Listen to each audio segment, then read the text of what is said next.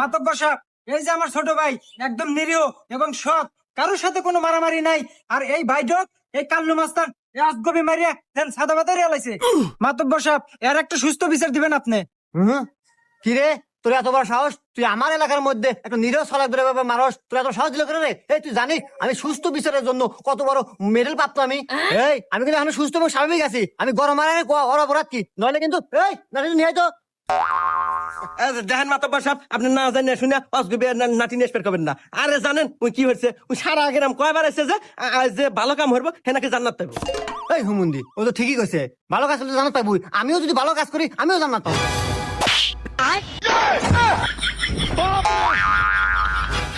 এই মা, আপনি মাতব্বর মারলেন কে? মাতব্বর কি অপরাধ করছে?